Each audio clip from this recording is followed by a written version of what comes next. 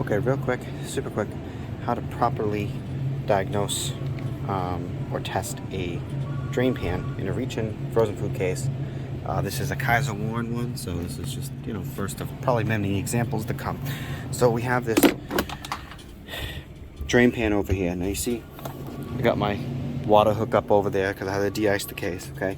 So I de-iced the whole bottom, just the drain pan was frozen. So I know, okay, there's two options. Drain pan heat is bad, or the drain was clogged. As you see, that drain, the liquid plumber over there. So I just went over to the store shelves, took it off the shelf, poured it down the drain, told the manager. That's it. Because if you look at, there's a bunch of food in here. There's peas, there's all this gross stuff. So it could be that that drain was clogged because it wasn't draining right. But now I need to verify that this is not the issue, and then I can put it all back together and know that the clogged drain caused it, and that was the cause, and the cause has been repaired. So we're going to look at this quick. So first off, there's a couple things, which is the voltage test, okay? So we're going to unplug it, okay? Because the truth is, if it doesn't have voltage, then it could be the click-on that's bad, or it could be the fact that, there's something in the system that's not giving it voltage, okay? So we're going to check voltage at the plug really quick, okay? And you need to kind of know what the drain pan uses for voltage, and we'll go over that after. So we got, 115, 120 there, so I know it has voltage. Now we're going to check for continuity. So you're going to switch over to your ohms. You're going to ohm out on the 2. You're going to ohm out from here. I don't know if you can see, you're going to ohm out from here to there. So I don't know if I can do it on camera, but it works out to about 93 ohms, which, there we go. Maybe do it like this. It works out to 93 ohms, which makes sense because it's a resistive heater. So 96 ohms, you see that? So that means it has continuity. Good to go. Now we're going to plug it back in. So what does that mean is that those wires run all the way down and all the way back and connect. So it connects to it. So now we're going to plug it in. Plug this bad boy in. There we go. Now I'm going to switch a voltmeter to amps. Now I already cut this, so I cut this with a razor knife. Split that apart. We're going to go on the power side.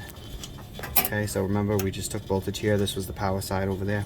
So we're going to go on the power side, put on our amp clamp, just like so. And there we go. So it's drawing some amperage. Now, how much amperage do we need to draw? I don't know.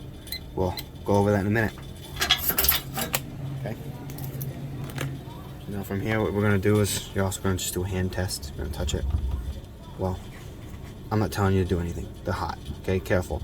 So this feels warm. Okay, feels like it's good. Feels like it's good. And you might even want to take a temperature gun and do like a gradient. You might want to pull it down it, like, I'll show you.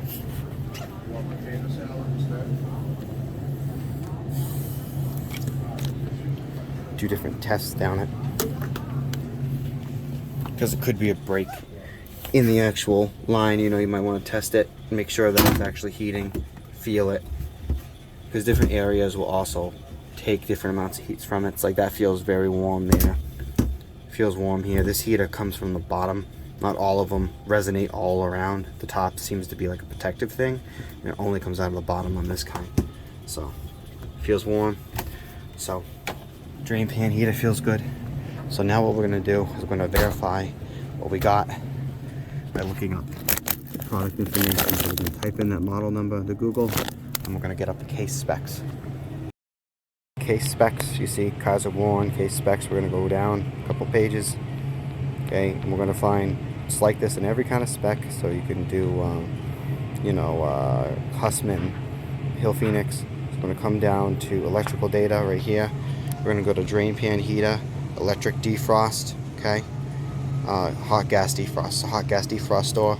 So the amps should be, if you look at, it says amps above it, the amp should be 1.09. So it was 1.5 I mean 1.4, 1.3, that's within reason.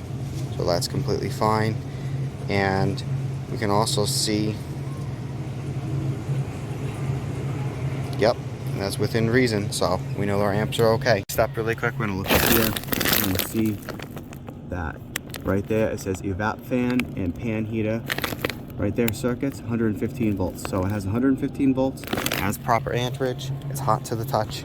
This drain pan is okay. So we can now safely say that the drain was clogged. I put some Drano stuff down it, or liquid plumber, or whatever it is, and all this crap caused it. So that's it. That's how you do it. That's how you verify your drain pan heater.